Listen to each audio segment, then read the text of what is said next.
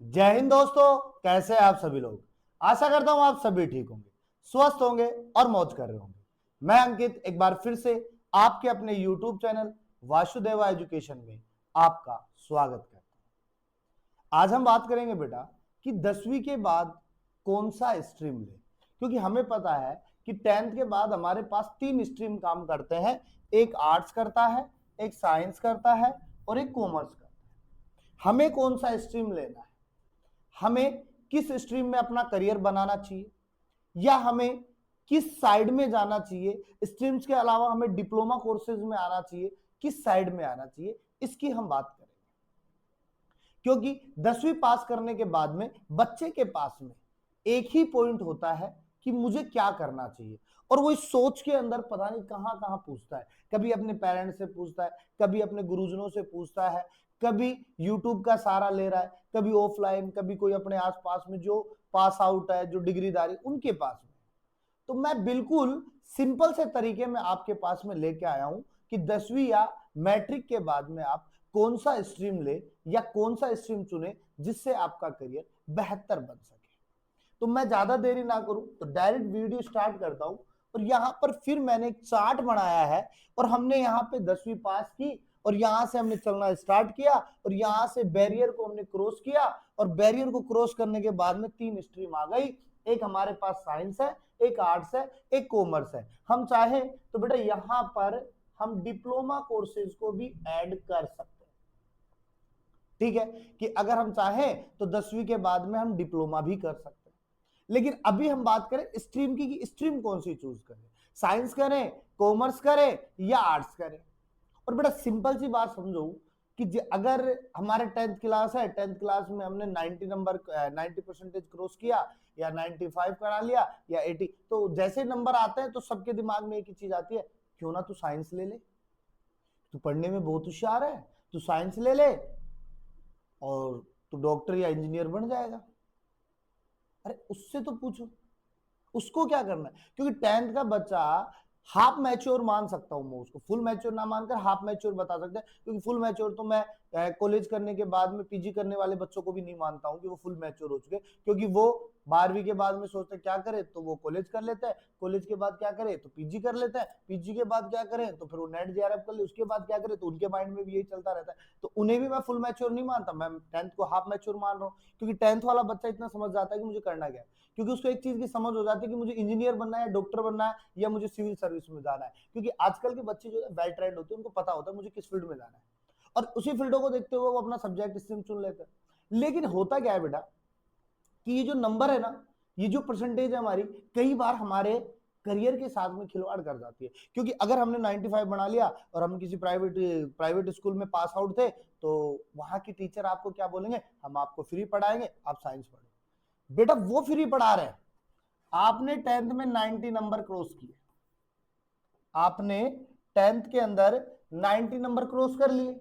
अब ये जो 90 नंबर है ना, ये आपके हैं, ना कि स्कूल कॉलेज वालों के।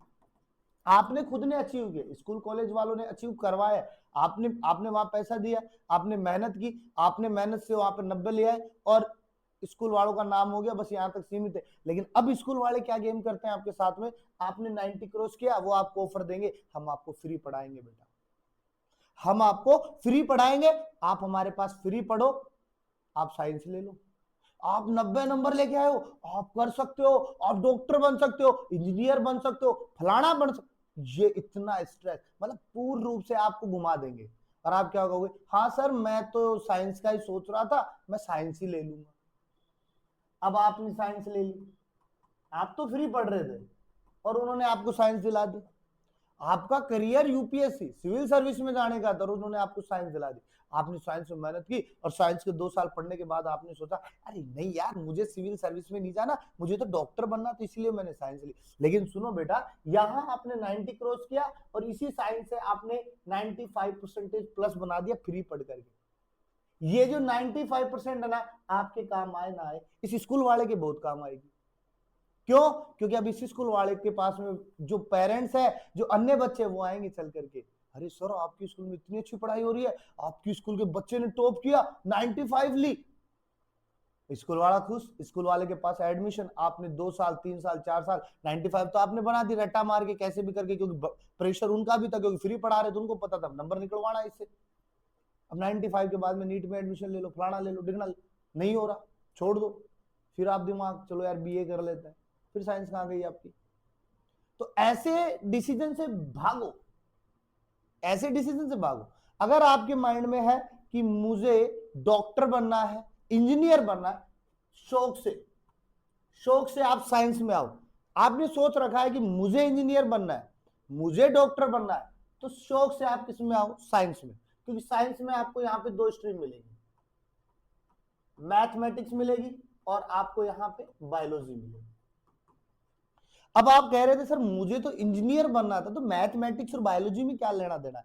तो बेटा मैं सीधी बात करूं, ये जो मैथमेटिक्स मैंने लिखी है, ये जो मैथमेटिक्स मैंने लिखी है ना, यहां से आप आईआईटी या बीटेक कर सकते हो इंजीनियर के लिए। समझ रहे हो बात को। तो आईआईटी और बीटेक किसके लिए, मैथमेटिक्स। किस चीज के लिए, इंजीनियर के लिए। किस चीज के लिए, इंजीनियर के लिए। देखो मैं आपके ड्रीम के साथ में बात कर रहा हूं, यहां पे आपके ड्रीम के साथ में स्ट्रीम चुनवा रहा हूं आपको यहां पे। तो आपका सपना था इंजीनियर बनने का, अब सपना है तो मेहनत भी आपकी होगी, करोगे और पूर्ण रूप से करोगे। इसीलिए मैंने कहा कि आपको इंजीनियर बनना था तो आपने मैथमेटिक्स ले लो, आईआईटी कर लो, बीटेक कर लो, और आईआईटी करोगे तो बेशक आपको बढ़िया रिप्लेसमेंट मिलेगा। अब सुनो, अब आपको नहीं सर मुझे तो डॉक्टर बनना है, परसेंटेज अच्छी खासी आपके पास में, आपको डॉक्टर बनना है, बिल्कुल बनोगे। आप बायोलॉजी चूज करो। आप क्या चूज करोगे बेटा, आप बायोलॉजी चूज कर लो। अब बायोलॉजी में आप क्या करोगे, तो बेटा सिंपल बात समझो, सिंपल बात समझो कि यहां आपको नीट करने को मिलेगा। नीट के अलावा आप यहां पे बीएससी नर्सिंग कर सकते हो, और बहुत सारे ऑप्शन यहां खुल जाते हैं मेडिकल लाइन के लिए। आप डी फार्मा कर सकते हो, बी फार्मा कर सकते हो, ठीक है, बहुत से ऑप्शन खुल गए। तो यहां पर आपका मेडिकल लाइन क्लियर हो गई। लेकिन अब समझो बात को, यहां से समझाता हूं मैं आपको कि मेडिकल लाइन और इंजीनियर, थॉट्स क्लियर आपके, बैठ गए। अब होता है कि कोई बच्चे 50 वाले होते हैं, 60 वाले होते हैं, 70 वाले, अरे तेरे 60 आए हैं, अरे यार तेरे तो कम आए, बहुत ज्यादा कम आए, तू यार आर्ट्स ले ले। उसको आर्ट्स में झोंक देते हैं, उनको लगता है आर्ट्स बहुत सरल है, अरे आर्ट्स तो बहुत हार्ड है। आर्ट्स में एक सब्जेक्ट थोड़ी है बेटा, ये नाम एक है, लेकिन इसमें सब्जेक्टों की लिस्ट बहुत है। हिस्ट्री है, पॉलिटी है, ज्योग्राफी है, 3 तो मेन सब्जेक्ट। हिंदी लिटरेचर है, इंग्लिश लिटरेचर है, साइकोलॉजी है, यहाँ पे सोशलॉजी है आपके पास में, होम साइंस, गृह विज्ञान, लड़कियों के लिए खाना बनाने की चीजें बढ़िया बढ़िया सीख लेती है वहां पे, ड्राइंग है, पेंटिंग है, म्यूजिक है, ये कितने सारे, बहुत सारे हैं। अब आर्ट्स में लेंगे कौन सा, ये भी समस्या हो जाती है। फिर आप देखो आपको रुचि किसमें है, मुझे राजनीति में, मुझे राजनीति अच्छी लगती है। 10वीं क्लास के बच्चे को समझ में बैठती है राजनीति क्या है, ज्योग्राफी क्या है, हिस्ट्री क्या है, मुझे राजनीति में, तो आप पॉलिटी, आप आर्ट्स में आओ, पॉलिटी चूज करो। अरे नहीं मुझे पॉलिटी नहीं, मुझे तो इतिहास में रुचि है, मुझे महाराणा प्रताप, सांगा, कुंभा, खिलजी ये याद करना है, तो हिस्ट्री ले लो पॉलिटिकल के साथ में। अरे यार नहीं मुझे तो क्लाइमेट के बारे में नॉलेज लेनी है, मौसम विभाग के बारे में जानकारी लेनी है, और मुझे तो ये पृथ्वी पर क्या चल रहा है उसके बारे में पढ़ना। अरे ज्योग्राफी ले लो ना, ज्योग्राफी ले लो। नहीं यार मुझे तो कवि बनना है, कवियत्री बननी है, मुझे तो पोएट्री लिखनी है, कविता लिखनी है, अरे हिंदी लिटरेचर ले लो फिर। अरे नहीं यार मेरी तो इंग्लिश वीक है, क्यों ना मैं इंग्लिश स्ट्रॉन्ग करने के लिए स्पोकन वगैरह करना पड़ेगा, क्यों ना मैं यहीं से अपना करियर बनाने को सोचूं इंग्लिश में, और युग भी इंग्लिश का है, इंग्लिश चलेगी, लिटरेचर ले लेता हूं। तो ये बच्चों के भी थॉट, कहीं ना कहीं पेरेंट्स के भी थॉट काम करते हैं, लेकिन मैं कहूं बेटा सबसे ज्यादा आपको अपने थॉट्स लेने हैं, ना कि किसी दूसरे के थॉट्स लेने हैं। क्योंकि आपको पता है कि आपको इंजीनियर बनना है, आपको डॉक्टर बनना है, आपको कवि बनना है, कवियत्री बननी है, आपको राजनीति में जाना है, आपको इतिहासकार बनना है, आपको अर्थ के बारे में जानना है, आपको इंग्लिश पढ़नी है, तो ये आपके ऊपर डिपेंड है, क्योंकि बच्चों का माइंड काम करता है मुझे करना है। अब आता है कॉमर्स। बेटा कॉमर्स का सीधा सा सूल है, पैसों की अगर नॉलेज है, पैसों की बुक है, लेन देन करना जानते हो आप लोग, तो अगर पैसों के बारे में जानकारी है तो कॉमर्स में आ जाओ। लेकिन अगर मैं बात करूं बेटा, कॉमर्स एक बहुत अच्छा सब्जेक्ट था, लेकिन धीरे धीरे अगर मैं गांव में बात करूं तो गांव के अंदर से कॉमर्स को विलुप्त कर दिया गया है, क्योंकि सीधी बात है, बच्चे बैच बढ़ता नहीं है तो वो बच्चों को, कॉमर्स वाले बच्चों को साइंस की तरफ धकेल देते हैं या आर्ट्स की तरफ धकेल देते हैं। ठीक है, तो मैं कहूंगा अगर आपको कॉमर्स करने की इच्छा है तो गांव में नहीं तो शहर में तो वहां तो चले, क्योंकि वहां तो बहुत ज्यादा कॉमर्स के है। अब एक चीज और सुनो बेटा, यहां पे मैं एक सब्जेक्ट और निकालता हूं, देखो साइंस की बात करें तो साइंस में मैथमेटिकल आपको बता दी, बायोलॉजी मैंने आपको बता दी, लेकिन सर मुझे तो बायो तो थी सर, मैथ की भी बात हो गई सर, मैं तो एग्रीकल्चर के बारे में नॉलेज रखता हूँ, मुझे तो एग्रीकल्चर में थोड़ा इंटरेस्ट है, मैं तो एग्रीकल्चर में कुछ कर सकता हूँ, तो फिर मैं कहूंगा बेटा साइंस ने एक अलग से स्ट्रीम और चला रखी है, एजी एग्रीकल्चर। यहां पर आप खेती बाड़ी के बारे में जानकारी रख सकते हो, खेती कैसे करता है उसके बारे में जानकारी रख सकते हैं, तो ये फील्ड्स है बेटा, और ये डिपेंडेबल आपके ऊपर है ना कि किसी और के ऊपर। तो मैं एक बात कहूंगा लास्ट में भी आपको, स्कूल वालों के दबाव में, घर वालों के दबाव में, या आपके जो रिश्तेदार है उनके दबाव में नहीं आना है, आपको अपना एक बार सोचना है, चेक करना है। अगर आपको मैथमेटिक्स लेनी है तो एक बार क्लास जरूर लेके देखिए, इंटरेस्टेड बढ़ेगा ना कि होगा। दूसरी बात ये भी होती है कि सर अगर मैंने 11th-12th मैथ से कर ली, अब मुझे कॉलेज में किसी और दिशा में जाना है, फिर मैं क्या करूंगा बेटा, ऑप्शन होते हैं, फिर आप फील्ड चूज कर सकते हो, लेकिन मैं राय नहीं दूंगा। अगर आपने 11th-12th साइंस से किया तो मैं कहूंगा कि आगे की पढ़ाई भी आप साइंस से करो, अगर आप 11th-12th आर्ट से कर रहे हो तो उसकी आगे की पढ़ाई भी आर्ट से करो, अगर आप कॉमर्स कर रहे हो तो आगे की पढ़ाई भी किससे करो, कॉमर्स से करो। ठीक है, अब एक चीज और होती है, सर इस आर्ट्स में ये तो बता दिया, आगे क्या है, तो देखो बेटा आर्ट्स एक बहुत बड़ा सब्जेक्ट है, और इस आर्ट्स के अंदर सबसे बड़े लोगों का ड्रीम चलता है IAS, IPS, UPSC, IFS, IRS, ये चलते हैं, ये स्ट्रीम है और ये आर्ट्स की ही देन है। देखो मैंने कई बच्चे ऐसे भी देखे,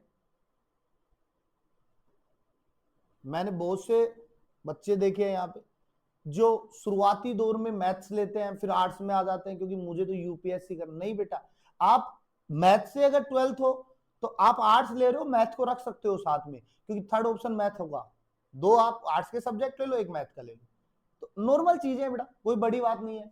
तो सब्जेक्ट का चुनाव जो है वो आपको सीधा अपने आप को डिपेंड करना है कि मेरा बेस्ट क्या है। मैंने जब 10th के अंदर पढ़ाई कर रहा था मैं, तो मेरे पास में क्या चल रहा था, मैं कौन से पे बेस्ट कर रहा था, मेरा साइंस अच्छा था, मेरा मैथ अच्छा था, या मेरा एसएसटी अच्छा है, या मेरा हिंदी अच्छा है, ये क्या अच्छा है, तो उस अच्छे के साथ में आपको चलना है, क्योंकि अच्छा रहेगा तो काम आगे का अच्छा रहेगा। अगर आप लोगों ने दबाव में, साइंस तो आपका ठीक था नहीं, लेकिन घर वालों के दबाव में आपने बायोलॉजी ले ली, स्कूल वालों के दबाव में बायोलॉजी ले ली, तो इसके ऊपर मैं बात करूंगा। और रही बात परसेंटेज बेस की, बेटा अगर 10वीं में आपकी 60% है और आप 12वीं के अंदर 70, 80, 90 नहीं निकाल सकते तो गलत बात है। अगर बात 10वीं में आपकी 70 है तो आप साइंस में लेकर के या आर्ट्स लेकर के, कॉमर्स लेकर, अपनी मेहनत के बलबूते पे मेहनत करके आप कहां जा सकते हो, आगे जा सकते हो, 80 भी बना सकते हो, 90 भी बना सकते हो, डिपेंडेबल आपके ऊपर। तो ये बात थी अपने पास में 10th की, कि 10th के बाद में कौन सी स्ट्रीम ले। अब बात आती है 12वीं की, कि 12वीं में स्ट्रीम तो हमने चूज कर ली, लेकिन आगे क्या करें हम, तो इसके ऊपर मैं नेक्स्ट वीडियो बनाऊंगा कि 12वीं के बाद में आपको क्या करना है। स्ट्रीम आपने ले ली थी साइंस, कॉमर्स और आर्ट्स और एजी, इनके बाद में आपके फील्ड क्या होंगे, कॉलेज लाइफ में क्या कर सकते हो, साइंस के साथ में इंजीनियर करने जा रहे हो तो आईआईटी करो, तो कौन सी कॉलेज आपके लिए बेस्ट होंगी, ये मैं नेक्स्ट वीडियो के साथ में चर्चा करूंगा। तब तक के लिए आप हमारे साथ में बने रहिए और चैनल को सब्सक्राइब कर दीजिए, बेल आइकन को दबा दीजिए, जिससे वीडियो का नोटिफिकेशन जल्द मिल जाए।